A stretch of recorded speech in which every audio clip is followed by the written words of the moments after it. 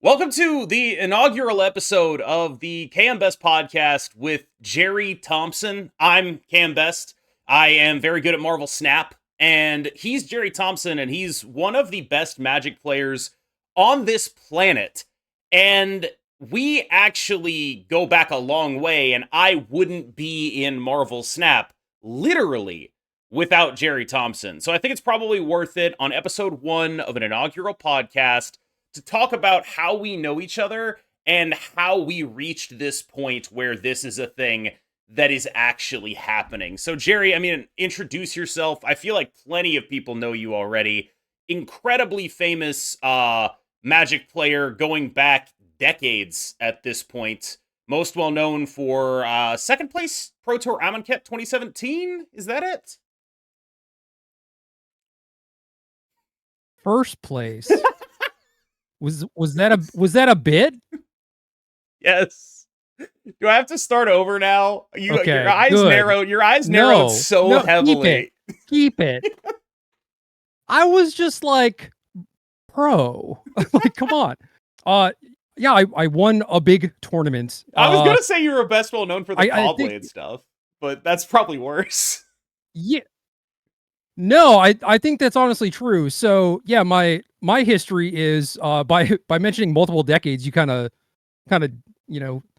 doxed my age, I guess. But yeah, I'm old as hell. I've been playing card games for a long time. Started playing Magic when I was in high school, and around that time there were like a few other games that were out, and certainly in the next few years there was just kind of like this boom because Magic was taking off where like all these other things came out, and I tried a lot of them, but Magic was the only thing that like really hit with me, and I think in most cases too is the only one that actually stuck around. So I don't know, man. I didn't go to college or anything. I didn't really know what I wanted to be when I grew up, all that kind of fun stuff, and Magic was the one thing that I loved. I just kept doing it, found a way to monetize it, and that's kind of how I got to be where I am. But yeah, just the intersection with Snap is kind of interesting because it's a lot of factors where also in high school, like doing a bunch of nerdy stuff, I was reading comic books. I read a bunch of Marvel stuff as a kid. And fast forward a bunch of years later, I did a brief stint at Wizards of the Coast working on Magic and met some very, very smart, very good people there. Notables include Glenn Jones, who I'm sure a lot of people know. And then a person that people in the Snap community might not know as much is Ben Hayes. Mm-hmm. And when Ben Brode left Blizzard, I had certainly like played a bunch of Hearthstone too, like in that era. So it was like that was pretty notable to me, where it's like, okay, I want to see what this dude cooks up, right? And then find out that my friend Ben went to go work at the same company as Ben Brode, and he reached out to me and was like, "Hey, we're about to do the beta for Marvel Snap. Are you interested?" I'm just like, "Hell yes!" So nepotism is a hell of a drug, Yeah. and after being in the beta and being like, okay, this game rules, I started thinking about if there were other people that I could try to get invited into the beta via Ben, and yours was one of the first names I came up with. Yeah, and that is like a very direct line from who I am now to that moment, because in the beta, they had like this like fake leaderboard type thing. I ended up finishing 4th on that leaderboard. I was very active in the official Discord, and I started doing what I did in Magic, basically, which is just like streaming to 10 people and writing like paste bins about the deck that I play in like a pale imitation of people like you who were writing for actual websites and, doing actual stuff. At that time I was, but dude, honestly, if Twitch was around when I had started playing Magic and was playing upwards of like 12 hours of Magic Online per day, I absolutely would have been streaming. Yeah. And and in terms of like making paste bins of things, like I had forums with like, oh god, 10 to 20 of my friends or whatever. the So dream. I was just like sharing my thoughts to whoever. Yeah. And I grew out of that, right? Like by the time the beta ended, Steven from the dev team had acknowledged that I had like the highest MMR in the beta. And it was like, oh wow, that's like the jumping off point. That's something I can market myself around. And that like is I probably, do remember that yeah, it was my Twitter banner for like a year. because yeah. Yeah. Oh, I remember, dude. I mean, also during this time, like you and I were like Discord screen sharing, Yes. uh, you know, playing decks, watching each other play, discussing plays, Yeah. etc.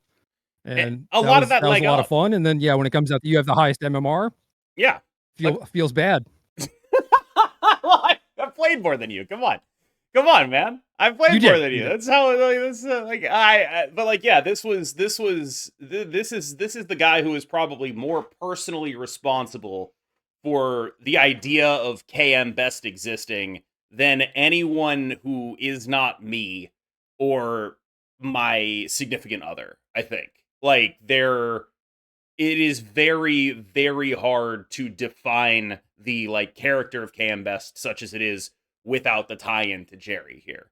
And so in a way, I almost feel like us doing something like this is overdue because a lot of I've what we did wanted was to, just man. hang out and just like play video games anyway.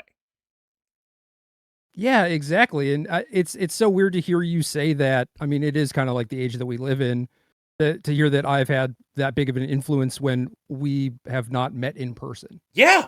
I mean I haven't met anybody in person. Like I don't leave my house. That's Fair. important to me. Also, same. Yeah. But like yeah, like I think in as much as KM Best exists like as a construct of like, me the person behind KM Best in as much as like the brand that is that exists, you are probably the person who is single most responsible for that does not live in my house. So, there is that. Well, I will say too, I think it is fortuitous that you, I guess, like found me when you did, Mm, because I don't know, like thinking back to my original goal in terms of like playing card games, competing in events, stuff like that.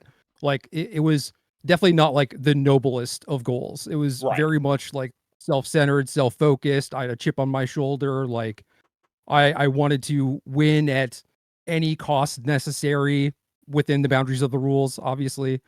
Because if it wasn't within the confines of the rules, it was hollow. It didn't mean anything. Like it wasn't an accomplishment at that point. So It's actually good over that the you bring that years, up because there's a thing happening in yeah, Marvel Snap recently that I kind of wanted to get your opinion on. is it the win trading It thing? is absolutely the win trading thing. Okay. Well, let me finish my thought, and then Sure. we could talk about win trading, I Sure. guess. Uh over the years, my goals have shifted. Like I no longer really have this chip on my shoulder. I have had plenty of success, both like in tournaments, but also in my professional career, like making content and whatnot. Mhm. And I don't really feel the need to just like go to events and beat people up. And when stuff like that happens and you're like actually content, you're not so wrapped up in like yourself and what you think you need to achieve to like feel good about yourself, or what you need to do to be able to pay rent this month or whatever, Yeah. like those sorts of things. I think it opens up a lot of bandwidth for people to then start thinking about the people around them, like the people they love, their community, etc. And that is definitely more of where my head is now.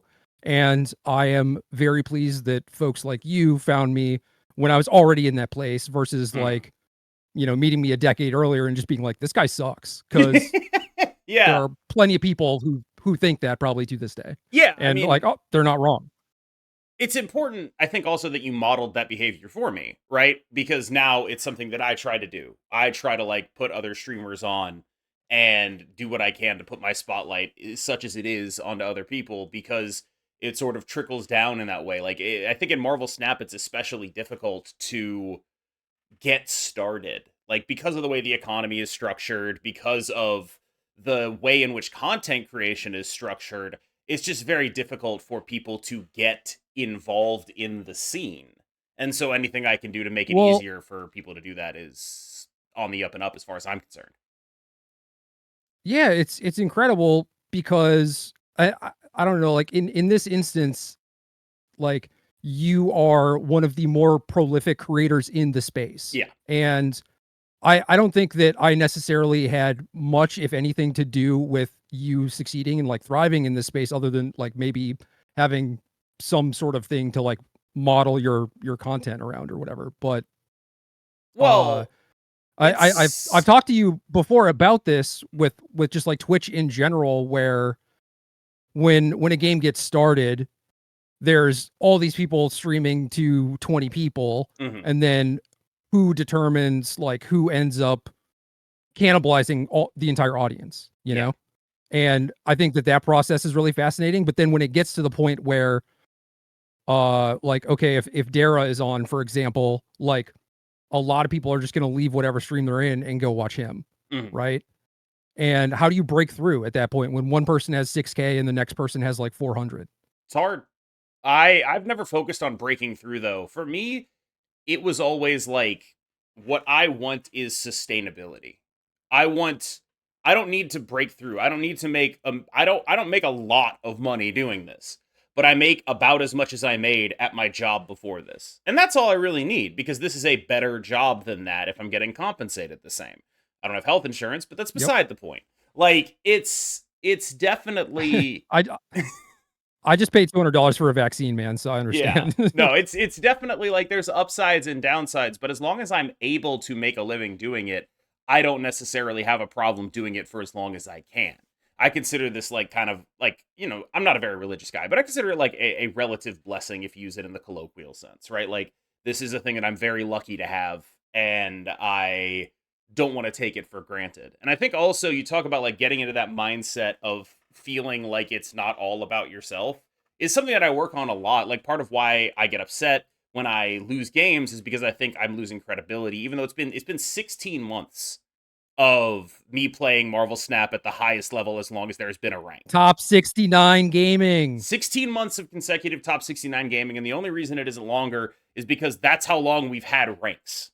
Like before then, if we had ranks before then, it would have been more than 16 months. And Oh yeah. so, like, I'm at a point in my life or in my career as it is where I'm able to sit back and say, like, look, I know who I am and I know what I deliver. And that means that I can actually get less upset whenever I lose because it's gonna be fine. And that's a I hard thing to like internalize. For sure. And it's weird because I think that you and I are both similar in that once we have enough, Hmm. whatever we deem that to be, like we're pretty satisfied. And that's Yeah. kind of where I am now too, where it's like there are so many different avenues for additional like content I could be trying to do or opportunities I could be trying to have. And certainly there are plenty of uh like advertising opportunities or whatever stuff like that that I've turned down because I'm just like I don't want to be associated with this, you know? And it would probably be different if like rent was due and I didn't have some amount of money in the bank, right? But it's like my bills are covered and what else do I need to do past that? Like for you, you're thinking in terms of like, well, what happens if this all goes away? That would suck, Yes. That right? is that is always on my mind. Yeah.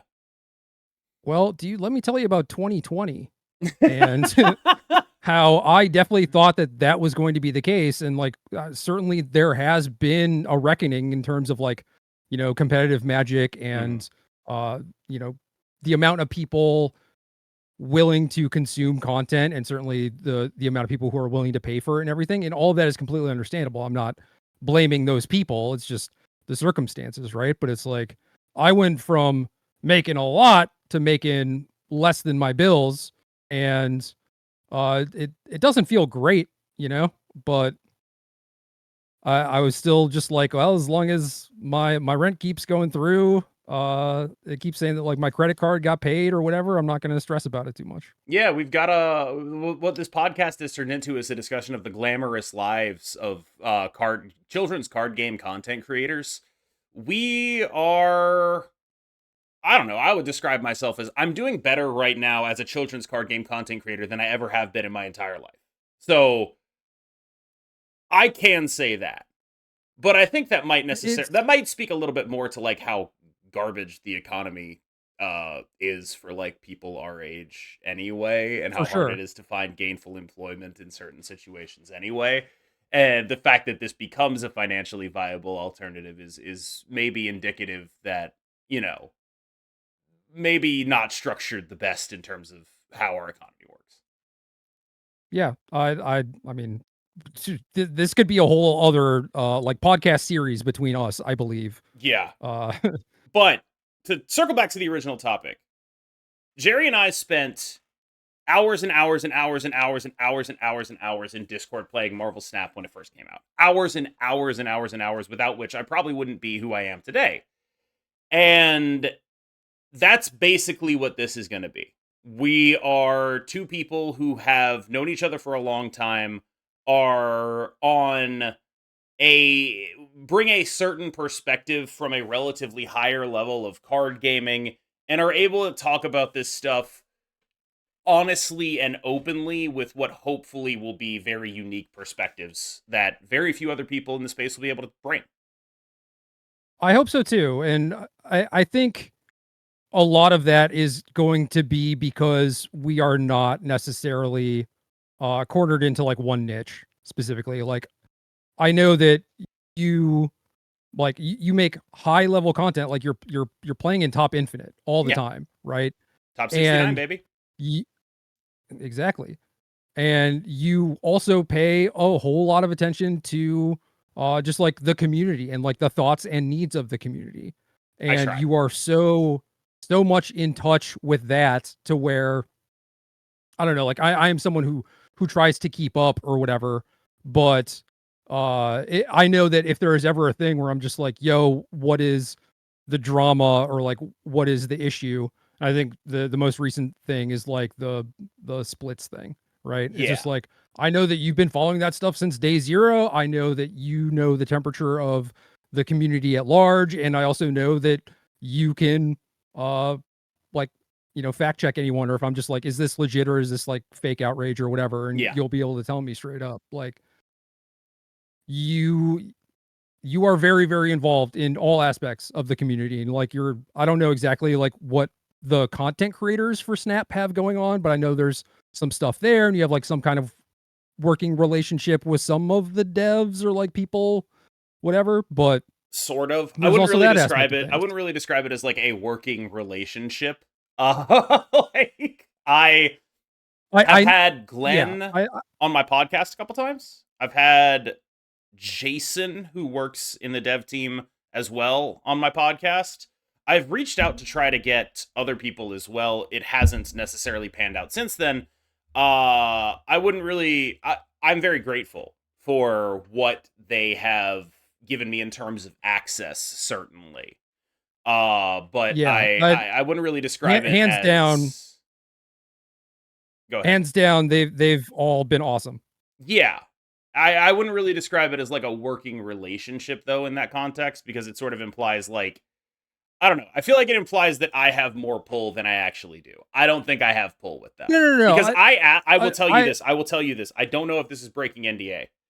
I have mentioned multiple times to multiple devs how much I hate emotes in this game and how much I would like them to be removed. And I can tell you, I have been stonewalled every single time. okay. I just meant the fact that you are NDA'd means that you have Yes. some sort of relationship with them. Yes. And I because you're NDA'd, I don't know what the hell that means. Like Yes. what you have going on. But so part of Ben getting me into the beta is Mhm. because he had also tried to hire me at Wizards at one point. And I did like a brief stint there for 6 months, and then I contracted on another set, and then he wanted to hire me full time to work on I think it was Spellslingers, which if you don't know what that is, don't worry about it. It is a very bad game that they did not support at all. And Glenn actually it is worked dead on now. that. He did, Yeah. yes. Um the the week that I was supposed to sign the contract was the week after I won the Pro Tour. So I won the Pro Tour, and then I called Ben that day and was like, "Yeah, I'm probably not taking this job because now I'm like queued for everything, queued for Worlds, etc." You know, and he was like, "Yeah, understandable." But he wanted to get me into the beta because I mean, clearly he values my input for you know, some amount of game designy stuff. Like I would not say that I am a game designer or that people should necessarily like hire me for doing that. But like if you want to talk like high level stuff, Yeah. balance, maybe some community issue type of stuff, UI UX stuff, like I am probably a good person to uh pick their brain about because I play a lot of games. I play specifically now a lot of mobile games You're too. underselling it though. And Like you were literally a game designer at Wizards. I was effectively an intern. Okay, still underselling it. Like the They oversell here they is I did literally worked at the game design company in the world. Like this is the company for that. yeah, and I don't know. They wanted to extend my contract and I said Yeah. no, so take Like that for what you will. you are actually like you're selling it as like, "Oh, I play a lot of games. I'm a good person to talk about game design." It's like, "No, you have legitimate relevant experience at the highest level. You're a good person to talk to about game design." Yeah, but it needs to be more well-rounded than that. You know what Sure. I mean? And I feel like I do not offer that. At least in terms if you're looking for a person to work on like balance specifically. Mm, But the fact that I know a lot about games, period, I think helps fill those gaps a little bit. And also, ideally, I think if you're putting together like a team, it is not super helpful to have everyone have the same skill set, right? yeah. So I don't Yeah. know. Maybe if I do work on like game dev at some point, uh, you know, like in a more full time capacity or something, then I think my ideal situation would be like I spend a little bit less time on the actual game dev stuff and more just kind of like exploring what is going on with the game itself, you know, I more and bring like that the up community just to issue type of say stuff. that like when we talk about cards being imbalanced on this podcast, that your opinion is one of the more valuable in the space, if not the most valuable, based on your experience doing that for an actual job. I have done that for a job, and I will say that one of the things that I am known best for in Magic is basically like being able to tune a deck, not Yeah. necessarily build a new deck from scratch, but I I think the way I'm kind of describing it to people now is like if you show me like a good timely relevant topic, I guess would be like you show me 3 different Silver Surfer lists with Galacta Hmm. from people who have been successful with them, and I will be able to tell you what is correct to do and what is incorrect to do. Okay, hit me with this. Gwenpool, thumbs up, thumbs down on Galactus Silver Surfer with Gwenpool. So that's a pretty large branching That's question the hardest one for because me. no. So you're playing Absorbing Man, obviously, right? Yes. And Galacta. And the question then is like, do you want a third 4-drop? Do you want to play Zabu to go with those 4s? Do you want to play Nova Killmonger? Do you want to play Sarah? Like Yeah. all of these things factor into it. Where I am right now is I like Nova Killmonger, so that means no Zabu. And there's also like turn 6 considerations for playing like Surfer and then Abs. Or I think in the video you recorded, you talked about how Galacta kind of makes it so maybe you don't want to play Brood on 3, right? Maybe It's you want messed to like up. maybe Like, maybe that's like your turn 6 play even is like Brood Absorbing Man. So like do you want to have a way to ramp into that potentially like Luna Snow Hope Summer, something along yeah. those lines. Yeah, so like in specifically the video that I did, the third 4-drop slot, it's like, man, I really kind of hate that. I really kind of hate Gwenpool in the deck. I want another like a 3 something that's just like easier to curve out. But then when you really get down to it, when you're not drawing Galacta, Gwenpool is still the best thing to be doing when you're not drawing Galacta. And Sure. so you have this like that's the one spot of the deck that's like it that's the spot that needs tuning as far as I'm concerned. That's why I wanted to get you on it.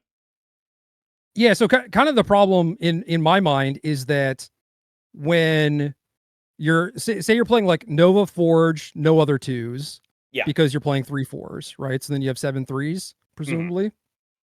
And if you miss on 1 or 2 and you just go 3 cost into Gwenpool, I don't even think Gwenpool is very good in that scenario. You know, like Yeah. what are the odds that you have like Brood or Shaw in your hand? What are the odds that Gwenpool tags either of them? Like how impactful is that? Especially when it's like, oh, I pumped, your Red Guardian and Nova. uh yeah, you're Yeah. no sure. Like just nonsense. And it's like, did this do anything for 4 energy? Like Yeah. I my my short answer is thumbs down, but like there's a lot that goes into it. I have been thinking about once people start getting back on the RSM train, replacing the Gwenpool with Cassandra Nova. Because there has been a massive amount of RSM playability recently where it feels like anytime Yeah. a new card comes out, everyone plays the new card, and then by the end of the week, there's just 30% of the meta is RSM again. And Silver Surfer just having the ability to do like Cassandra absorbing man and just take a huge dump on them has always been something that appealed to me about that deck is just like you randomly have these tech cards that can just go in there.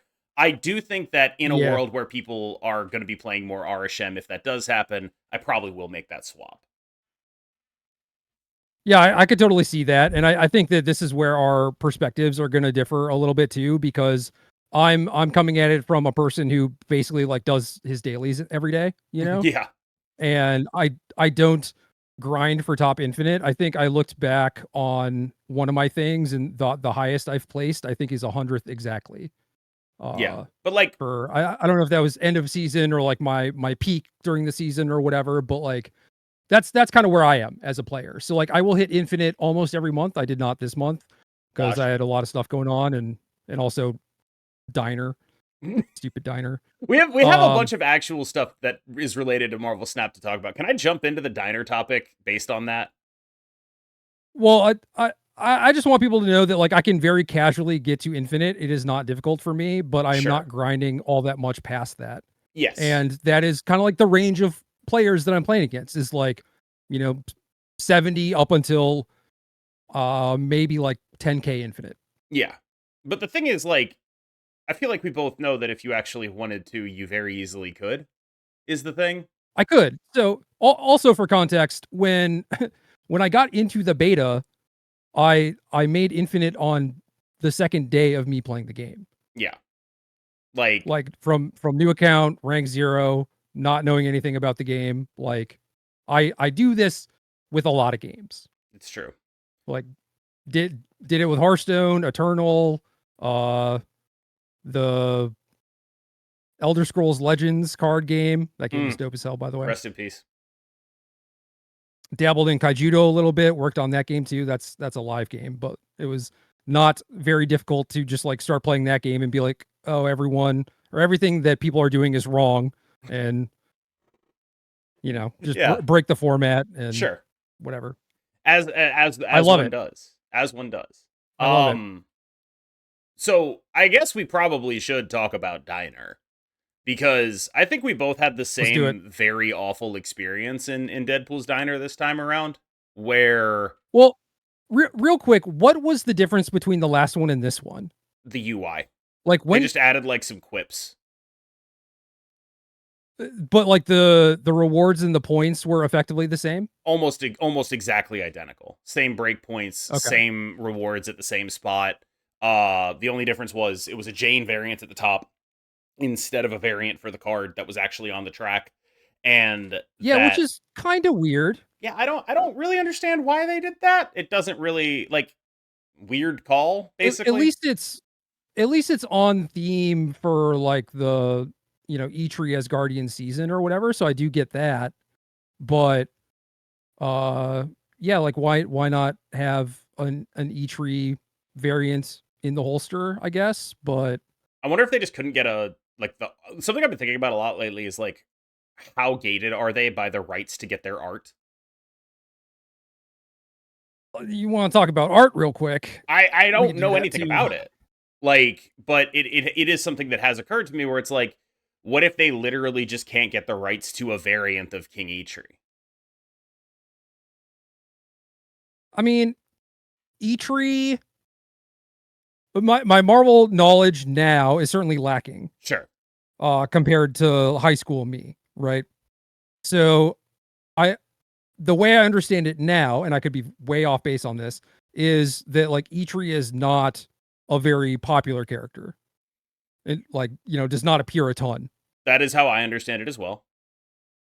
And so yeah, there might not be a lot of art out there, but how I understand how things work is basically because Snap and like Second Dinner have the Marvel license, Mhm. they have access to the art that Marvel owns. And then, unless the artists are specifically commissioned by Second Dinner for a variant, then like Jen Bartel made a thread on this a while Yes. ago. And I had no idea that this is how things were working, although in retrospect, it was not surprising, Mhm. where because Marvel owns their art, it just constantly gets to be reused, resold, and artists like Jen Bartel don't see anything from that. Yeah. And I think that sucks shit It does suck. pretty plainly. I ended up buying some of her merch just to like support her in a meaningful way because you don't actually do that by buying a variant of hers in the game apparently. But in Yeah, relation to I've that, certainly I will I, say, I've certainly looked into doing that more too. mm, Just like Rose Besh, Peach, like all these fantastic artists. Like if you like their work enough to buy their thing in Snap, like their variants in Snap, get some artwork for your place too. Support the artists. they all have like big cartel or like various other like web Shopify type things. Every single one of them do. And you can Yeah, they all always have find them. prints. Yes. What I wanted to mention though was the things they use for card art are not just like panels from comics though. It's like specifically Marvel does a thing where like variant covers, where like this comic will come out with a cover that is different from the other covers, and almost all of those are what is being purchased to put on card art. And the reason that's problematic for something like King Atri is who the hell puts King Atri on the cover of anything? Yeah, exactly. And so I'm kind of Like wondering about obviously, that. if you want to like scrounge for panels or whatever, you could do that. But I imagine like the variant covers and the fact that they're called variants in Snap is Yes. very distinct and meaningful for a reason. Yes. And so, like, I don't know if they've ever made a variant cover for King Atri because, like, literally, why would they? He's like a very tertiary character in the Thor mythos. I've read basically every Thor comic that's come out since like 2010. And he's not in them. Not really. Like, this is not Yeah. the kind of guy that goes on the cover of stuff. Someone like Malekith might go on the cover of stuff. Gore might go on the cover of stuff. The Minotaur, Dario Agger, who is my favorite comic character of all time, might go on the cover of stuff. Um, but like this is just not a guy, and so I wonder if there actually is a potential bottleneck with that. Like, what if they were like, oh my god, we actually don't have a variant to offer, or if we do, we Yeah, won't be able to maybe. sell one. Like, what if we only have one variant and you have to choose between giving it to people for free and offering it for sale? Yeah, so given that that is effectively their model Yeah. is selling variants, like selling cosmetics, and I think issues with the economy, like card acquisition specifically aside, I think that the variant stuff is a very good model, especially for something awful a comic book IP, Mhm. But then it's just like, I don't know, maybe if King Eitri doesn't have variants, does he not get a card? Like it's kind of a weird situation to be Yeah. in. It's like you can't really sell anything. And like, granted, this is the mode where they're quote unquote giving away a season 4 card. So yeah, it certainly makes more sense in that regard to make him or series 4 or whatever, uh then make him series 5 because like I would imagine the series 5 cards are all supposed to have variants, like ideally Mhm. that well is bottomless. Yeah. And I don't know, that's just something that occurred to me, but I think we should point out that it's not going to matter to either you or me because neither of us are going to get that Jane variant, nor do we want to even try. And Dude, I want the borders, but not that much. I'm yeah, done. yeah. Like we both hit 15 mil, we got Atri, and we were like, this mode sucks. So I kind of wanted to get I you on record as a game designer talking about what it is that makes the mode suck. So I briefly looked at like the Bubs leaderboard too, and I'm just like, who are these people? What are they? What are the numbers looking like up there? Oh, there were people that had like billions, which, you know, like once you get to the Jane, I think it's 50 million, right? 500. So it's half a billion. Yeah. Oh, okay. Yeah, I mean, at that point, it's like what you win twice, and you have like billions of bubs or Yeah. whatever. You're the bub king of Marvel Snap. So maybe it's not that deranged, but uh, yeah, it's just like why do you keep going? Yep. I don't get. Like you could play on ladder, that's already better. You could play conquest. I don't mess with conquest, but like you could, in theory. It's just like maybe this was your shot to be at the top of a leaderboard and you took it. Like, okay, I could kind of respect that, I Yeah. guess. Go But off, like, King. damn, I got E-Tree, I'm out. You can't I don't think you could pay me to play any more of this. I think you could Like pay me. I want to do the nice thing and like donate the bubs back, right? Like Mm-hmm. that's what community people said I'm supposed to do, and I think that makes sense because I got donated a couple times on my way Mm-hmm. up, and that felt great, right? But like, I also just don't even want to like enter into that You. game mode. Yeah. I. I. But I'm taken aback by the mode. I really am because like it just seems so. The whole thought process behind bringing it back unchanged feels completely bonkers to me. It doesn't make any sense. so yeah, that's why I asked what changed because my assumption was that it had changed and it had gotten worse. No, it's the same. It's the exact same, except the different. There are like three major differences, and they're all structural, as far as I'm concerned. Difference number one: it's King Atri instead of Cassandra Nova in the middle of Arishem meta, and I think that's probably like the number one thing that's going to cost them this time around. Yeah, and I mean, honestly, Nova could have potentially been a Series 5 card, especially Yeah, being released around the same time as Arshem. there is a But clear gap in power between Cassandra Nova and King Atri. Like we've got to be real let's about be that. let's be real though.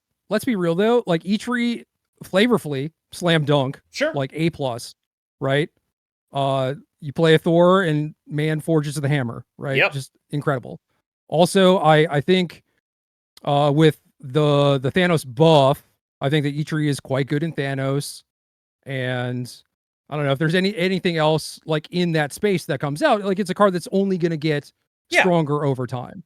Sure. Right. So it's not a bad card, but it's gonna be a while probably before people are like, oh, like finally I get to dust off my E-Tree and I'm like so happy about it. Yeah, where Nova was not even like immediately useful, but like immediately required almost. Yes. No, absolutely. And Like yeah, I mean like you should grind out the diner before you play any ladder games because you're yeah, either gonna get Nova'd or get Arashem'd, and if you don't have it, you just feel terrible. you are going to get absolutely rolled. Second major factor is it was the first time we have had an event like this. Like there is a burst of excitement when something new happens, and that was new in July, but it's not new in November because it's literally the same thing but worse. And I think that like not shaking it up in a meaningful way, or at the very least like not taking a look at making some of the problems with it better, like if you'd been able to sell this as, hey, it's Deadpool's diner, but it's better. I feel like that's a much easier sell than like, hey, it's Deadpool's diner, but it's not better at all. And also the rewards are worse. It just makes it feel like they're clawing something back rather than actually improving the mode. And the lack of excitement is a factor, but it's also the lack of excitement combined with the lack of improvement, where it just makes it a disappointing all around experience. Because you're like, you could have made this better. You could have learned, but you didn't. Okay, a few things. So, I started going on a tangent and I didn't get to my end point a while ago. So, I brought up like getting into the beta and because you talked about emotes are terrible. We hate Yeah, emotes. hate them. And yeah, I watch your stream enough to see plenty of instances where like, you know, people BM you like emoting or like come into chat first time chatter Yeah, saying GG after yeah, they beat you, you know. It's like happens a lot. I'm right there with you, man. I think that honestly as a content creator, you just don't even address it. Don't even bring it up. Probably the But correct move. way back in the day when Ben brought me on, it was to like mine me for free labor effectively. But I was okay with that because I was getting to get in on the ground floor of this game that was potentially very cool, and it ended up being very cool. I was playing 8 hours a day, loving life for like 2 weeks because it was all this like new and exciting stuff, right? But part of the feedback I gave him was, good God, man, let me mute my opponent. Why can I not do that?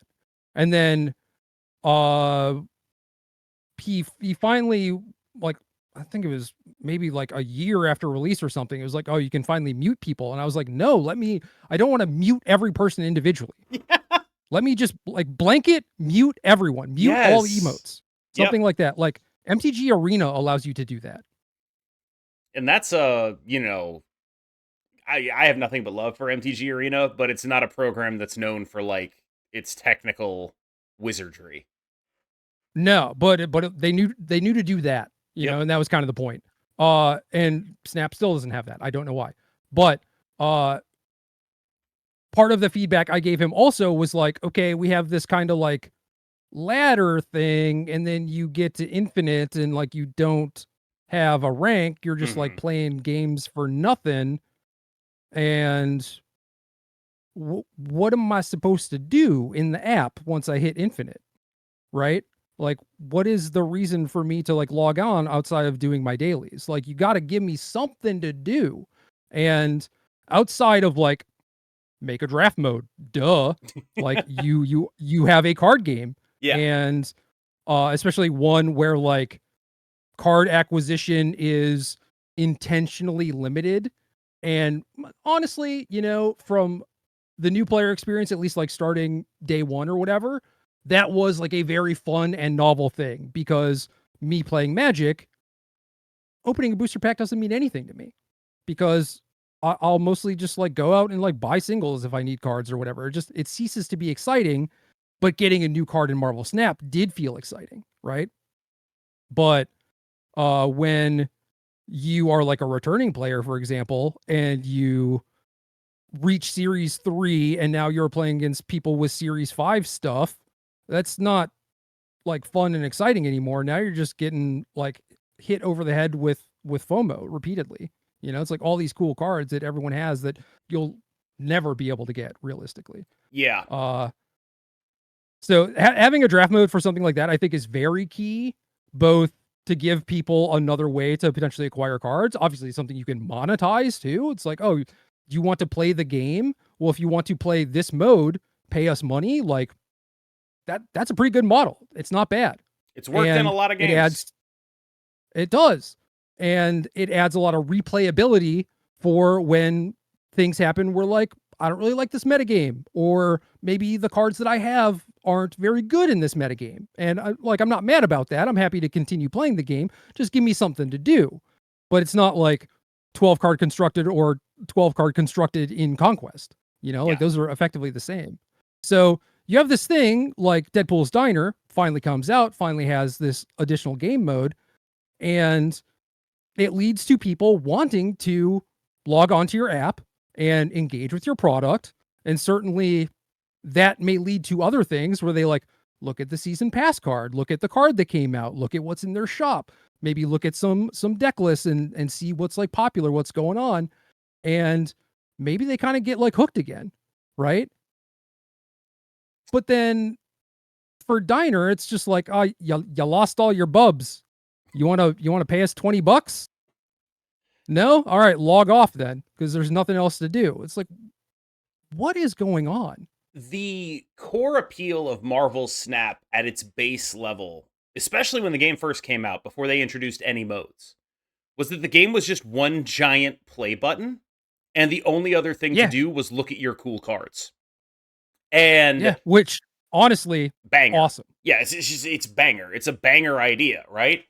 And so they another made piece of piece of feedback I gave Ben early on was that I wanted to be able to like equip specific variant stuff to my cards. I didn't want to have to break a card until I got inked and gold. Like if I got inked on one and gold on the other, let me just put them together. Right. So you're saying you're responsible for custom cards? And then they finally did it. I don't know. See, that's the thing is like, I did feel this. like You're someone, say, I feel say like you're someone welcome. read my email. Someone read my email 2 years ago and then threw it away. And then someone else came up with it. Just say you did this. You got us custom cards, Gerry. Everyone should say thank you. But the custom card stuff, you know how much more time I spend like in that menu? Mm-hmm. Yeah. Incredible. Yep. Sorry, continue. Well, what I was gonna say with regards to Diner is like the fact that the game was just one giant play button that you could always press is such a core part of its appeal. And to make a game mode like Diner where the one giant play button is unpressable and you get an automatic pop-up that's like, give me your money if you want to have access to the play button. Like, I think It's that so pop-up it's is so the heavy-handed. worst. It's the worst thing about the mode. Like, there's some sort of like analytics that suggests that this is a revenue positive thing to do. But I genuinely don't know how revenue positive it would have to be as sentiment negative as it is. Yeah, so here's the thing, and this is kind of why I want to like be in the walls, not necessarily at Second Dinner, but just like at a game company, like specifically a mobile game company, because Well, I mean, I'm you won't have very to pay curious rent if about you live these in the things. walls. True. It's much cheaper, honestly. Like for the content creator lifestyle that we talked about earlier, that's a big upside. Oh, dude. I've been talking to some friends lately about just like buying some cheap ass land in like nowhere, Virginia. And it's Mm-hmm. just like how much would it take to build a commune and like install our own like electricity and internet and like sewage and everything. Like it might happen, but other than that, yeah, like looking at tiny houses and stuff. Living in those walls, I'll live baby. in Let's go. I'll live in the walls, man. I Hell don't yeah. care. Yeah. Space for my Absolutely. cats, we're good to go. Yeah, the cats in the walls But too. It's gonna be great. love it. All cats are welcome. Mm-hmm. So much wall space. Anyway, I want to know because yeah, you can look at it like, all right, we're pointing a gun at you and saying you're out of bubs, hand over your wallet, if you want like that dopamine hit or whatever. And you could very easily look at that data and be like, yes, we made money off of this. Yeah. However, how does that compare to doing literally anything else? That's what I'm curious about because they haven't tried that. And I'm not saying that like, oh, they have like unlimited bandwidth and resources and like they just didn't want to or whatever, you know, it's like they are still a very small, like pretty new company, Mm-hmm. you know, and these things do take time, right? Like there are definitely reasons why we don't have a draft mode yet. Yeah.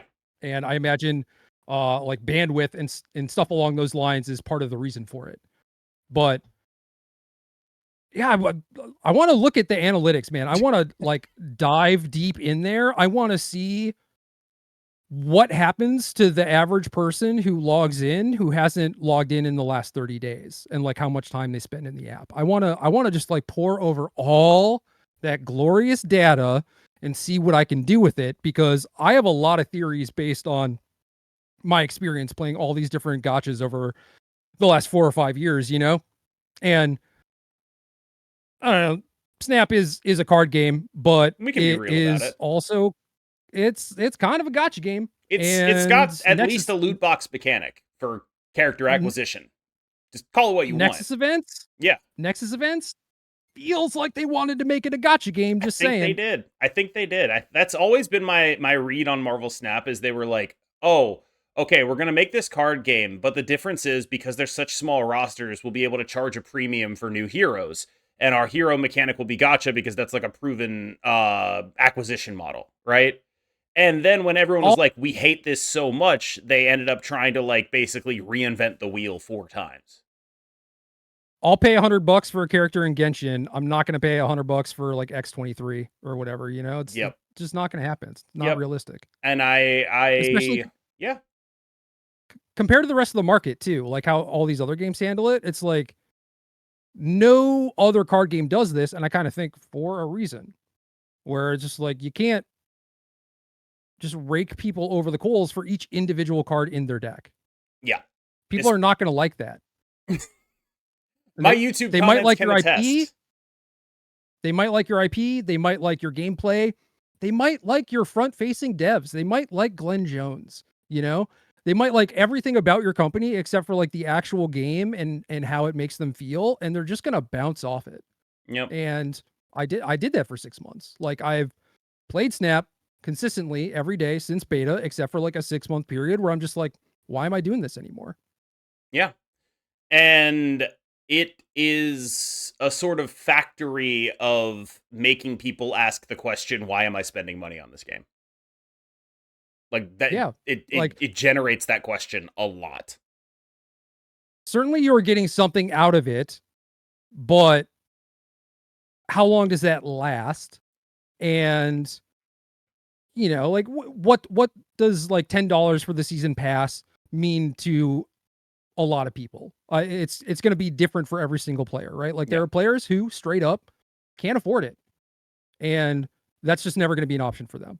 And then there are some people who are, I think Chase is his name, the person I see that just like shows up Yes. on Twitter occasionally, like the whaliest whale that The ever wailed, whaliest whale of perhaps. all time, yes. And it's like $10. I'm pretty sure it doesn't matter to him. That's Mhm. my guess. Uh so on the subject of $10, did you know that 80 cubes is worth $50? I thought that was an interesting amount for the going rate. That was crazy to me. I went and I looked for like various other, or sorry, 50 euros for 80 cubes. I looked Yeah, this up. yeah, get it right. Like that is a better exchange rate than the euro to the New Zealand dollar. That's how much a cube is worth. Think about the pile I'm sitting on here. I have so many New Well, Zealand okay. dollars. Here's the thing though. When you're hard stuck rank 2 Yeah. and you're feeling some kind of way about it, Yeah. those 50 cubes are worth as much as New Zealand Right, we're dollars, charging right? a premium at the Um top end. yeah, like right now I'm rank 75 or whatever. Sure. Wipe my ass with 8 cubes, I'm not giving you anything for those. Yeah. For those who are unaware, there were some, at the very least, alleged attempts to solicit win trading by a number one ranked player at the time who had fallen to rank 2 and was trying to get back.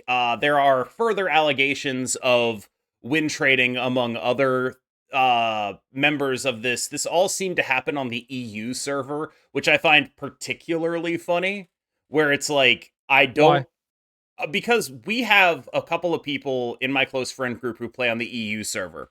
And one of the jokes we've been going with for a long time about them is they play on the Mickey Mouse server. Like how LeBron James has Mhm. a Mickey Mouse Disney ring from 2020 in the NBA bubble. You know nothing about sports. It's fine. But like it is meant to be like sort of like just a jokily denigration of them. And It's like this one doesn't count, yeah, but like you still care enough to like pay money for it or whatever. So it's like, what are you doing? No. Mickey Mouse server is something we were saying before we knew anything about the win trading. It was just like a way to make fun of specifically a player named Derek and a player named Barzy, who were like very very good players, like rank 1. Actually, one of the screenshots of the win trading was the guy saying that he needed help to beat Derek. So like that's like Yeah. one of the proximate causes of this apparently actually. Um So a couple things real quick. Number one, shout out Derek for being so good that people can only beat apparently them by paying money. But the other thing is, I liked the screenshot for like the person offering and it was like apologetic about it, like, sorry, this is weird, but like I need the cubes, whatever. sure. And the person just being like, no, this is clown shit. Like, what are you doing? I, What is I wrong with I you? can Shout tell out to that you person. I can tell you for sure that I, more than anyone else in the world, understand the impulse. I get it. If Sure. you But feel, yeah, let me tell you something. mm, I've been doing this for 25 years. mhm.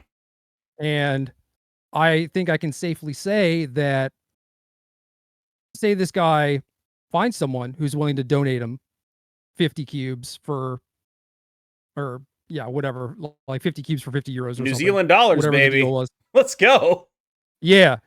And he's able to hit rank 1 and season ends rankings get posted, number one. Yeah. You're gonna have that screenshot, but it's not gonna feel good. Mm.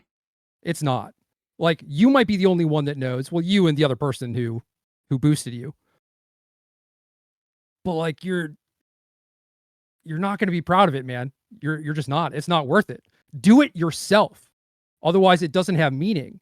And if you try and then you fail, let that be fuel for next season. Yeah. Like, what does that teach you if you're just like, I got second, it's not good enough, so I'll just buy my way out? What do you think you're going to do next season? You don't have that fire anymore, man. It's gone. That's what happens when you become a content creator. Like as someone whose content was for a very long time, and I hope it's not now, but I'm sure it still is in some level predicated on me being good at the game. Like I have always had a massive jealousy of the people who it is not predicated on that for, because they don't feel that pressure. Sure, but ideally your fire is coming from other places too. Yeah. You know, like stuff like the community and just like putting out good content. And every time someone is like, yo, I copied your list, I made infinite, thank you so much, this was very helpful, you explained things to me, I got the KM boost. Yep. You know, like that feels good too, right? It does. It also helps that nearly, if not totally, 100% of my gameplay is on stream, where, you know, that is a much different experience than playing off stream. It comes with its own downsides, right? Like snipers, things of that nature, right? But it's definitely, y'all get sniped a lot. I don't think I get sniped nearly as much as I think I get sniped. Does that make sense? No, it does for sure, but even just like the amount of like sussy stuff that happens, and then obviously when you put up Galactus to hide the board, hide your hand, weird that stuff doesn't happen. It's crazy. I would be interested to know my win rate when I put the shield up, because like it's not even like it's a perfect solution. They still know what to play around. Like they still, yeah. Like it's not even like a perfect solution. So the fact that my win rate ends up being like I can notice a difference in it does speak to like, wow, there's a lot of this actually happening. I don't think it's nearly as much as I put the shield up in any way. Dude, it is the same shit as buying your way to rank 1. It's hollow. It's meaningless. Well, they get the joy of making me very angry, which I will and will that's admit, what I'm saying. I fully understand. It don't probably is very funny. Don't pay them off. Don't, like, either the best solution is don't let it bother you. I understand if that's difficult, especially in the short term. Maybe that gets easier over time, right? But don't visibly show it, even if you are angry, because that gives them the satisfaction, and that just encourages them. Every time they queue into Strong Guy, they're going to do it again. Well, I have a new name now. I have a different name. I changed my name to I Paid to Win. I originally intended it to be a commentary on the state of the economy, but it also doubles as a win trading joke. It does. So it's really good. Like I'm hitting both of them here. So your collection level, what, like 26K? 29, I think I saw 29. 29. Okay. Yeah, I pay to win. I put this money into the game not to lose, to win. Yeah, you play like one of the surfer cards, and they're just like, yeah, dude, I know you pay to win. That's obvious. Yeah, you spent 1,200 gold on every variant in your deck. I know on a Killmonger, man. Like, what are you doing? It's important. It's important. You need. I had to make the joke. Yeah, worth it. I will do a lot for a good joke. Like I will put a lot of work into a good joke. I will do that. It's worth it, man. I'm not someone who jokes a ton. I know that you and I had like a personal thing about this podcast actually getting started and whether or not you were joking about that. Yes. Yeah. Where I suggested that we do a podcast. I think on 3 or 4 separate occasions. I just assumed he was joking. And then when I finally messaged him to be like, "Hey man, are you sure you're not joking?" He was like, "I would never joke about something so serious as white boy podcasting." And it's like, that is a joke. Yeah, I was like, I did say that afterwards. I was like, that one's a joke. We communicate in. It's hard to gauge the levels of irony that are happening when we talk, I think, a lot of the time. And that's more my humor, is like definitely deadpan, like base and irony. Like I do enjoy that stuff. Like anything that's like kind of clever, right? Yeah. I like that. Here's the thing though. This is I do currently have a Magic the Gathering podcast. And That's a crazy. thought What's that it did called? cross we'll get to that later. A thought that crossed my mind was I am cishet white dude. So Mhm. obviously I have a podcast already, right? Right. But like I'm now starting my second podcast. Mhm. And is that the thing that constitutes midlife crisis or not? I was hoping you could answer that. I have had 2 podcasts before. I But you're not actually midlife. You're I not midlife. I'm 30 plus. That's basically a boomer, dude.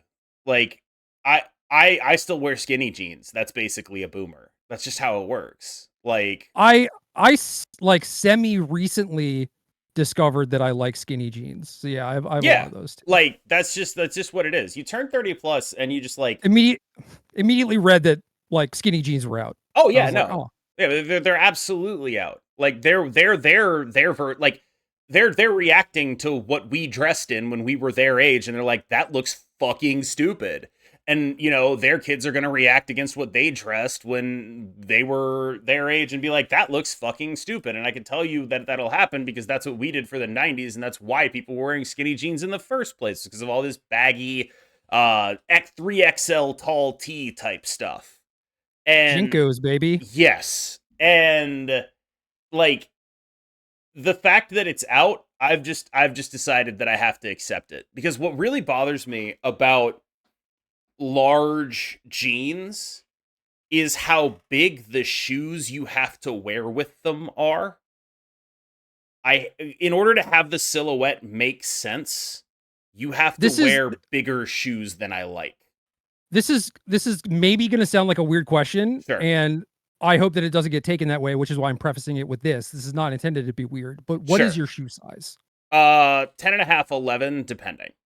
Yeah, I'm the same. So, I definitely get where you're coming from. I understand. Yeah. And even I mean now, especially after wearing skinny jeans for a while, like trying to put on like a pair of like boot cut something or others Yeah. is like, yeah, both weird to find like the right fit, the right style, but also it's just like I don't know, man, my legs are cold. Like this feels weird to Yeah. not be getting hugged all the time. Yes, it's like I hate the silhouette that it creates with my shoes specifically. And it's cuz a lot of my shoes are minimalistic shoes like Converse or whatever, right? Like something very thin. This is not like a big bulky shoe. It's like a pretty thin shoe. And so if you don't have the cuff done perfectly or if it's not like boots, right, which was really what you want to be wearing with jeans anyway, like I don't know. I just can't do it. I can't do it. I Yeah. need I There- need I need that silhouette, that line to go through. And I think I have very dainty ankles relative to the rest of my legs, which I guess makes sense because the rest of my legs have muscles on them and your ankles mostly don't. yeah. M- Also, stop skipping leg day, man. What are you doing? My legs are huge. Even though I skip leg day, they are ginormous. I have Well, ham hocks. like I said, we've never seen each other in real life. I don't know that I've ever seen your legs, but I can They're still large. give you shit for skipping leg You day can try. because I You can just assume try. you do. Stop skipping everything day, Jerry? I once upon a time had a person who motivated me really hard to go Sure. into the gym like 3 times a week. Mhm. And that was very, very difficult. And then I got medicated for uh I think this was around the time where I started SSRIs and that helped. And then shortly after, then I realized I had ADHD and got Sure. Adderall also. Uh and having a person to go to the gym with Mhm. and being medicated and like those things specifically, like things that help with depression and ADHD, I wasn't as tired, so it wasn't as miserable. Yeah. And all that was great. I complained every now and again, certainly. That's like part of the fun of But having someone else there. yeah. But having the other person there made it so I actually did go to the gym. I did enjoy it. I did put on a little bit of bulk. It was certainly not your size or anywhere near it or whatever, but it's like could have kept going, but just kind of like ended up I was traveling too much, like missed some days, and then it was hard to get back into the rhythm. Yeah. Excuses, whatever. And now I'm I'm tiny again. I'm actually in the process of trying to lose weight. I'm just trying to shrink down a little bit and get myself into a body I feel more comfortable doing stuff in. I think one of the things that people who've been following my content for a while notice is I sweat a lot.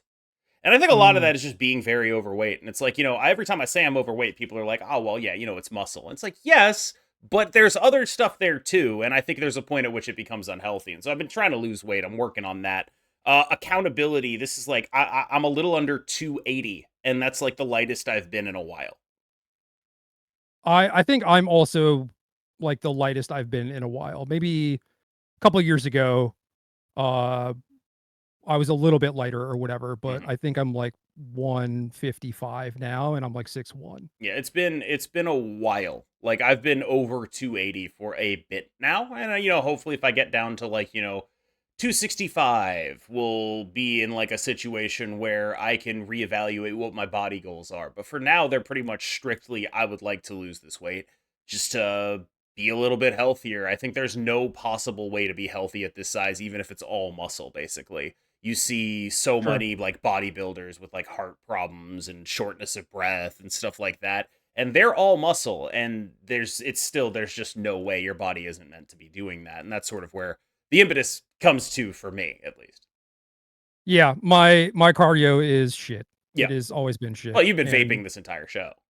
yeah, I mean, certainly being addicted to nicotine is not the It's a tough one. best. Yeah, it's a bad it's a Yeah. bad it's a bad you never skip lung day, or if you think about it the other way, you always skip lung day. I always skip long day. In fact, like, not only do I skip it, I just, like, choke them, I drown them. I actively make it worse, Yeah. if there's a way to do Yeah, yeah, that. yeah, yeah, yeah, yeah, yeah. Vaping is always something where it's like I would do that because I feel like nicotine is cool, but it's just like Don't. I would rather not do that because of the negative health effects. It's just like I wish there was a way that wasn't the negative health effects to do that, because I feel like it is cool to vape. Well, so 2 things. One is they sell plenty of vapes with no nicotine in them, But it's probably still a bunch of crap in there that's bad. and that's why I said 2 things. The second thing is people are like, "Oh, like, at least you're vaping instead of smoking, like, that's gotta be better for you," and Hmm. the answer is it? Yeah, We don't know yet. I switched because, uh, A, like, smoking makes you smell terrible, sure. but, the other thing is I would hope that it's not as bad as, like, literal carcinogens, but, We don't know yet, yeah. uh, no idea. And Yeah. if it does end up being worse, I would not be super surprised, but So I think that's a good segue into the final topic, Marvel Snap's economy.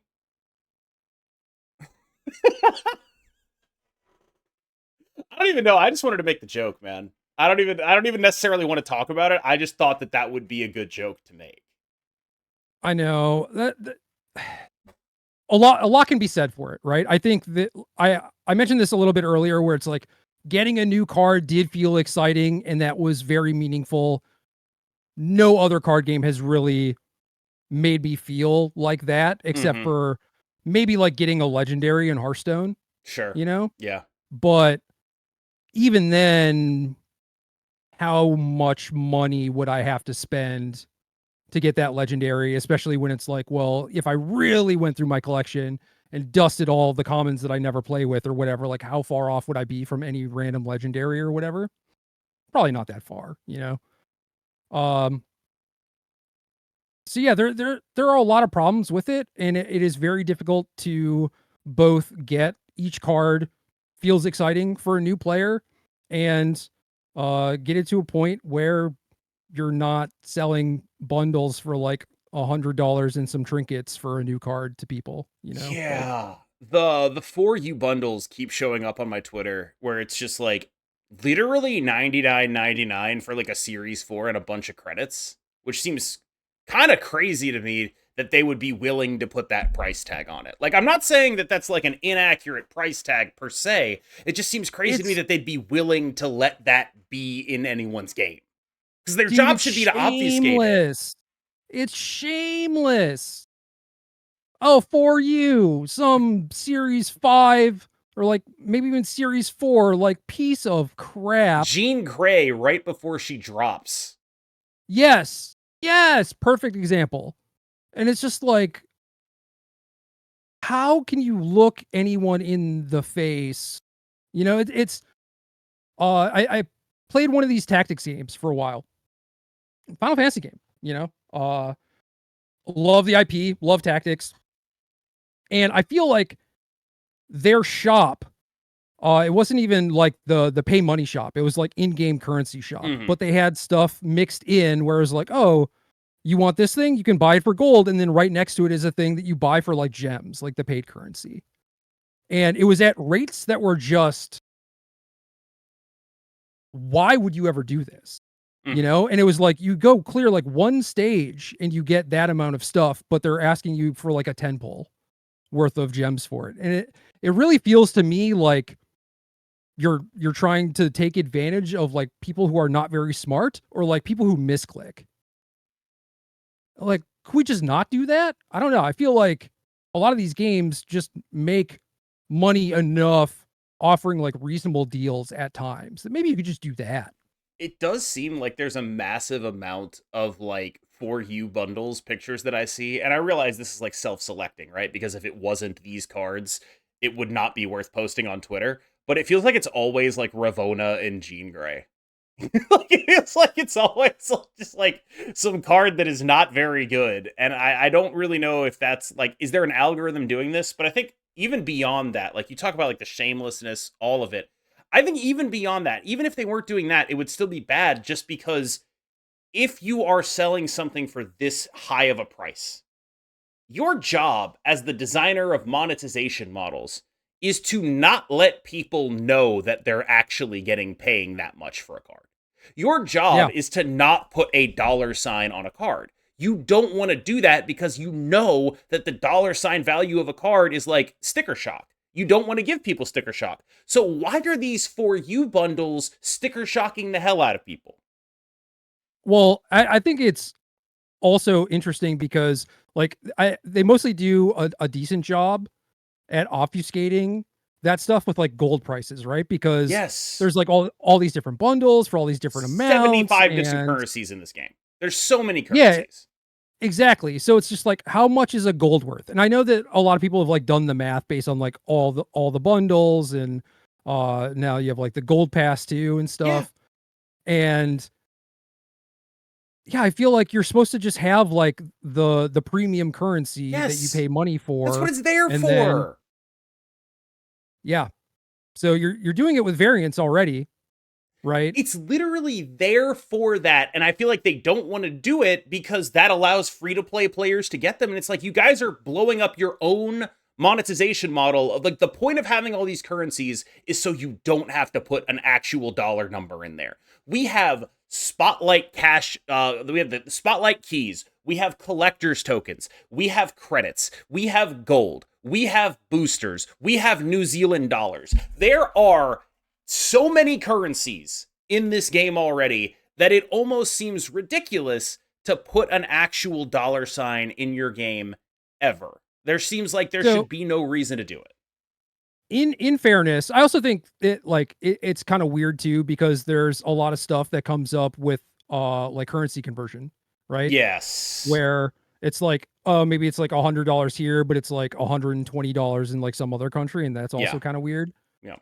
But I do think that them having a lot of currencies isn't a bad thing because collector tokens were born out of this sort of issue where it was a thing that they tried to do in order to get people to stop complaining about the economy, right? It was like, all right, fine, we'll like basically give you these things that are like gold except for cards, you know? And it's like you don't get them very often and the cards are way too expensive or whatever, but you know, like it's something. It is something that we did not have before, which I guess is good, but uh I think the fact that there are a lot of currencies is not a bad thing because that was actually them making a move to try and make things a little bit better. I don't know. It just sort of feels to me like all the point of having all these currencies is explicitly to obfuscate the dollar so that people don't know how much they're spending. That's the reason these games have currencies like this. And it feels just Yeah, kind of insane to me to have all these like dark mechanics in the game that are like proven to work and to get players to spend more money than they otherwise would have. And then just to be like, what if we put $100 price tag in there too? Like, it yeah, just feels like, honestly, man, honestly, again, I play a lot of gachas. yeah, And it's like from a bunch of different companies too, like NetEase, Netmarble, etc. I specifically started with those two because they are maybe two of the most predatory ones out there. And I've paid a lot of attention to the ways in which these companies get you to try and spend money. Like Netmarble is just like anytime you do anything, you click on a menu, here's a pop-up with an offer that's garbage. But like again, maybe you misclick on it or what game something. is And that? it's like, uh, I mean, I honestly, I think it's like all of their games, The one you're thinking but of, though. the one I'm specifically thinking of is the Tower of God game, Mm. which is not bad. It's I an think, AFK arena clone, but sure. I think they're doing Marvel Rivals. So, and that monetization model actually looks, apparently everyone's saying it's very good. We'll see. well, I did see a thing today where it was like, oh, Marvel Rivals has $18 skins and we celebrate that, and then Overwatch has $18 skins Yeah, and but like, we poo poo them, and who it's like cares? It's a skin. whatever. Netmarble, I think for like a PC client game like Rivals is not going to be like pop-ups every 5 seconds, Mm. you know, pointing a gun at you and telling you to hand over your wallet. But certainly on mobile games they do. Sure. Um, but yeah, like I think that Second Dinner has made some moves to try and accommodate, and it's one of those things too where it's like, okay, you were kind of late to the party in terms of solving this. You probably already hemorrhaged some players, and that sucks. And I think that anything you do from here on out is not going to get those players back. It is mostly about band-aid solutioning to try and keep the current player base stable. And you show up with collector tokens and like that whole system, and by the time it shows up, it's kind of like already outmoded because the problem just keeps getting worse and worse. You know, it's not like, oh, just grind harder and you will eventually get all the cards. You know, like I think I bought all the season passes, uh, if not most of them, and played every day, did every single daily. I was also at a point where I was like, I don't really care about variants. I'm just going to spend my gold on refreshing my missions because that will get me more collection track stuff, which will get me closer to new cards. Yeah. And I still didn't have all the cards by the time I took my first or my only 6 month sabbatical or whatever. Yeah. And it's like, I am, when I think about things that could actually kill Marvel Snap, the number one thing I think about is a failed economy rework. Number one. Like, Well, can I mean the answer is yes, but can an economy rework be worse than what we have now? yes. Or it could just be confusing and not meaningfully better, right? Because Yeah. if you go back and look, there's this big thing to like brigade the Steam charts right now. And so the Steam charts have a bunch of negative reviews on it. But if you go back and look at when the last time they got they got a bunch of negative reviews, like when the last time negative and positive were like 50-50, and they're not 50-50 now, they're like far more negative on the recent reviews. It was when they released Spotlight caches, which was at the See, time a meaningful improvement with yeah. potential downside that later was realized, of course, but also very confusing. Owned. It was Convert. also extremely confusing, right? It was. And so even if they make a marginal improvement and it's just not easily grokkable, people won't care. And I think at this point, if they make a marginal improvement, that won't be enough either. Where it's like, I think they're kind of in a position where it's like, if they have to, if they're gonna make a marginal improvement and shuffle things around on the margins, it has to feel way better. And if they're not gonna make What's it feel way better, they need to make more than a marginal improvement. what's the free to play math on say I do all my missions and we're not Yeah. talking about like whether or not we have a diner or high voltage type of thing going on or Yeah. whatever. how much currency do I make in terms of like average amount of cards I can acquire per month? I think it's About 2. Is that 4, accurate? no, it's less. You get about 4 spotlight caches, which means if you low roll, it's 1 card. If you high roll, it's a bunch. And that's not good when we live in a world where these spotlight cache cards don't rerun, because you can't really pick and choose and be like, oh, it'll be fine if I miss this, I can pick it up later, because you won't be able to pick it up later because it won't be back in the caches for another 8 months. And so Yeah, the you miss fact that the it's card. rotating and not like a Yes. collection track is pretty Yes. bad. And so you miss the card, and then people are like, I can't play this card. Cam has had it in every video for 6 months and it hasn't become available to me because collectors' tokens are now so much more rare. And so if you miss a card, you just miss it and it's just gone forever, basically, for the meaningful lifespan of your time playing the game. And So that's bad too. I think low effort solve that they could implement almost immediately and have it be like a small net positive. Hmm. And I say that not knowing exactly like what it would take to, program this on the back end or whatever. But like instead of there being a shop where, you can pin a card or whatever, and every 8 hours it updates, and which is like predicated on you basically like logging in every 8 hours to check and see if one of the 60 cards you're missing is there or whatever. Yeah. If you have 6,000 tokens, just be able to craft the card. Go in the collection, search, filter by unowned, right?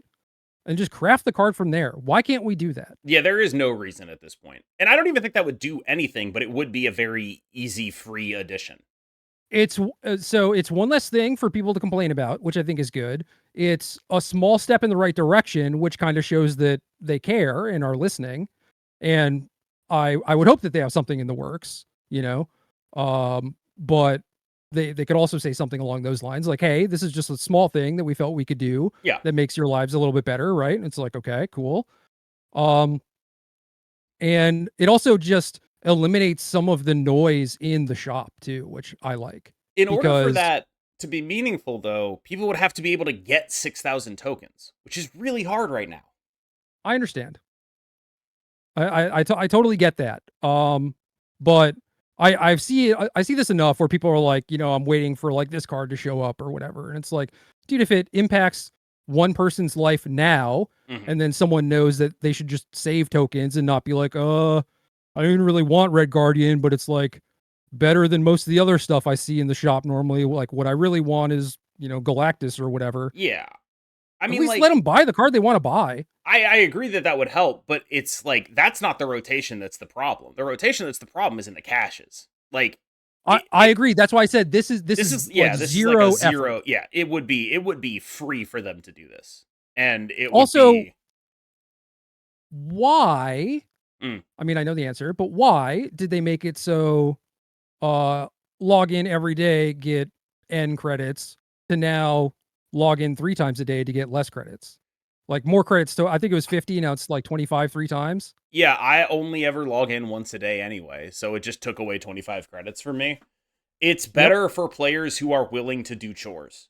I am not willing to do chores. You can start with that, but you can't give them the login once and get your cookie and then make it worse. Yeah, why can't it stack? Like what? Like in Pokemon Pocket, they make you log in every 12 hours to open a pack. Yep. But you can log in 24 and open 2. You'll lose some value if you let that happen because it won't be refreshing after that. But I don't understand why it can't just stack up to 75. Like, what, is that going to ruin the economy? No, this is why I said I know the answer, and it is to try and incentivize you to log in multiple times a day, because the theory is if you're on the app, presumably you're going to do something. Sure. Like you're going to play a game and you're going to get beat by someone who has a cool card, and then you're going to look in your shop and it's not going to be there and you can't buy the card anyway. So just log out. But like, yeah, that's the other thing. Like the fact that the economy works this way, it kills their own FOMO. Oh man, I lost to this card that's so cool. When will I be able to get it? Oh, it's not in my shop, and I don't have enough money to buy it with tokens, and it won't be back in the spotlight caches for 8 months. Cool. Now my FOMO is not even fear of missing out. I'm not even like, oh my god, I need to go get this. It's just like, oh, I can never do this. I can never actually. Other thing they could do, okay, the For You bundles suck because it's like, oh, hey, look at this thing. We thought you might like it. Haha.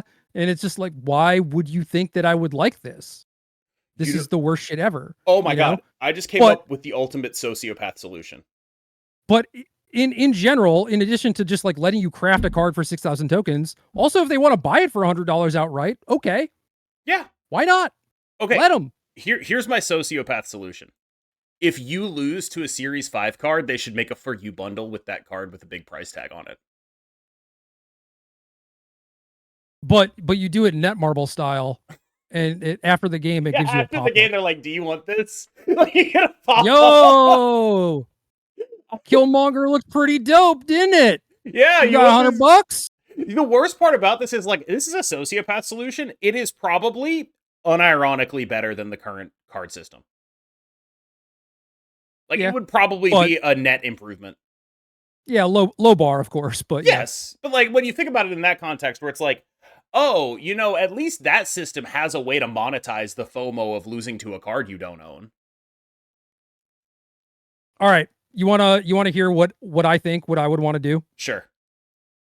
Go back in time 3 years and not do this. Well, yes. But given that I can't do that, and it's like, you know, these are the parameters. This is the reality we currently live in. What do we do? Things that I would want to work towards, and I say that because it's going to take a while, no matter what, you know.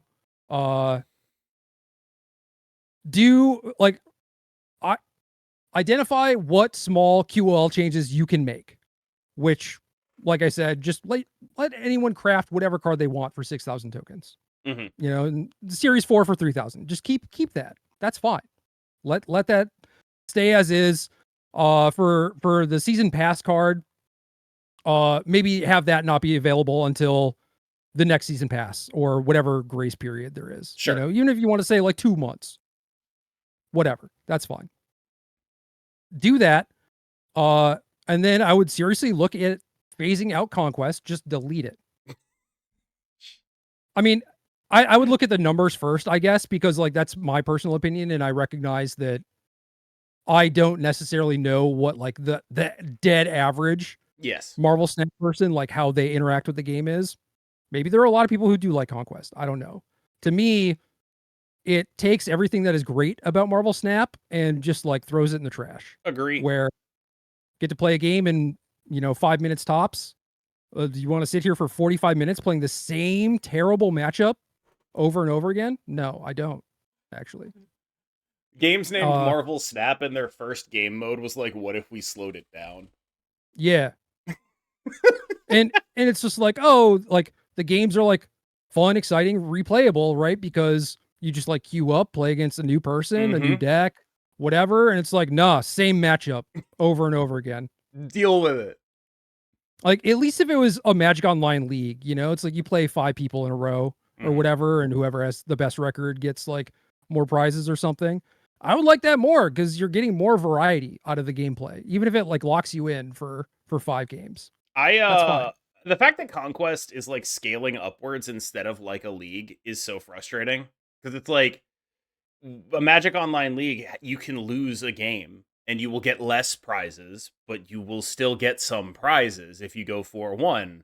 And Conquest is just like, you lost, sorry, all or nothing. I don't get it. I don't get it. Why are you doing all or nothing in the most time-consuming mode? All or nothing makes sense in a non-time-consuming mode, but this is a super time-consuming mode. Why would we do that?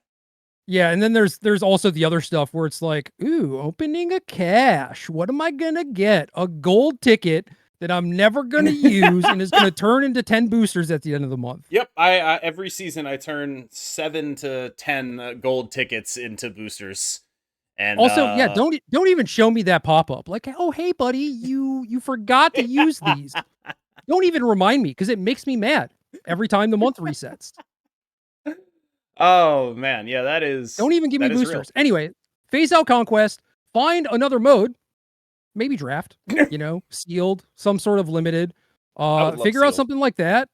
And have it be a thing that is maybe enterable via, like... I don't want to say credits, because that's mostly, like, you should probably be using those for the collection track thing.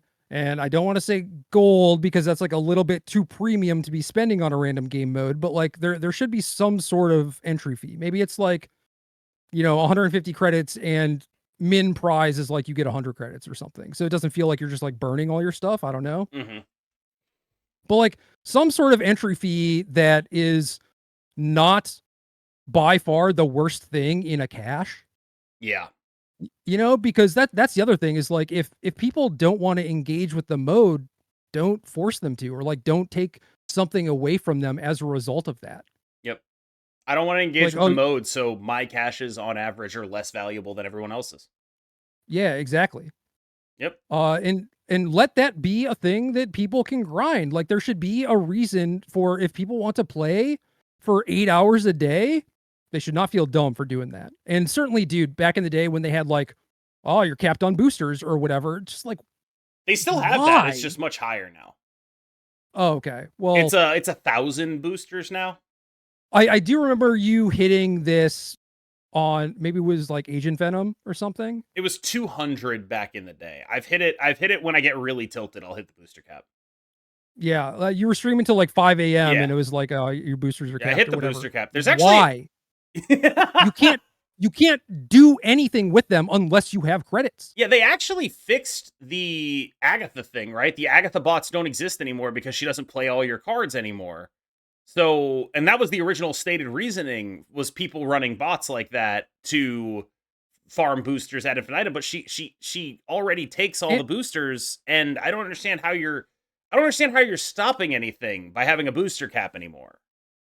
And for the season pass too, right? Like yeah, sorry. That Agatha was for season pass XP. Yes. But like what the hell is a booster cap doing right now? What is it actually preventing meaningfully? I don't know, man. And that's the thing is like, why are you're doing this with Diner? Mm-hmm. You're doing it with the booster stuff a little bit where it's like, yeah, you played enough, dog. Log off. Go touch grass. Sometimes it's it feels like that with the monetization too. Because it's like, why would I ever spend anything on anything when I could just wait and get it for free? And that was all the problems with their other monetization systems, is that the cards would eventually drop and you'd be able to pick them up for free. And they solved that by never dropping enough cards. Great solve, I suppose. But it's just like, it feels like there's a lot of situations in this game where this game asks you to either stop playing or stop spending. Like, the good value in this game is the season pass, and then every bundle is worse value than the season pass. And so it's like, why would I ever, if I'm a value conscious consumer, why would I do anything other than the season pass? I saw people kind of outraged by the idea of there being like a super season pass. Yeah. And given that some of the monetization stuff is like kind of predatory and crappy, I get it. When they're just like, oh, we're going to offer you even more garbage that you don't want. Yeah. I could understand them just being like, why are you doing this instead of like literally anything else? But to me, I was like, well, the season pass is already by far the best value than anything else in the game. Even if this is worse somehow, it's still going to be better than a 4U bundle, right? It'll be better than every bundle. I am almost certain of that. Man. Like, the season, they cannot make anything in the range of how good the season pass is and put it on a bundle. No, I mean, the difference is the season pass is definitely going to have a card. Right. And then the bonus one will not have any new cards. It might. But, what if it has like, not like new cards, but what if it has like a thematic old card? Like the data mine I saw suggested that the super season pass for January might have Dakin on it, a series 4 card who is thematically related to the Dark Avengers.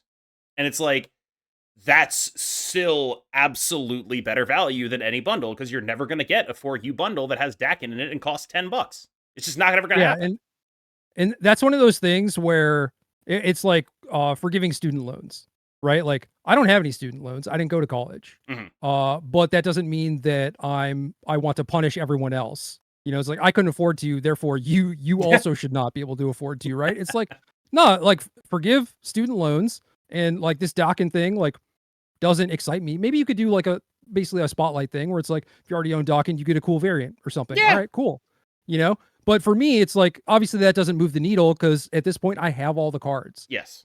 Because I like playing games for experiences, and I play this game enough to where I've been able to play like every single deck enough to the point where I just get like sick of it and want to move on to the next thing, right? And I wanted to have all the cards because I wanted to have all the experiences. So I spent enough money to do that, you know? Yeah. But certainly not everyone is in that position, and I want them to be able to have fun too. I think that people deserve that, especially if they got like a little bit to spend and they want to spend it on their favorite game, and their favorite game is Marvel Snap. I think that's dope.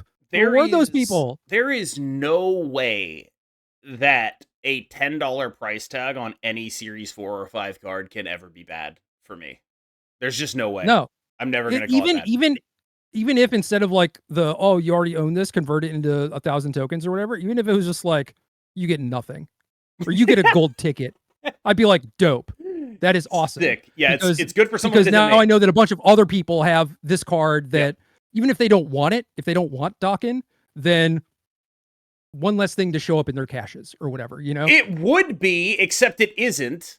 Like, if only that were actually one less thing to show up in their caches. Did you know this? I didn't know the mechanics of this. I'm actually interested to see if you knew this.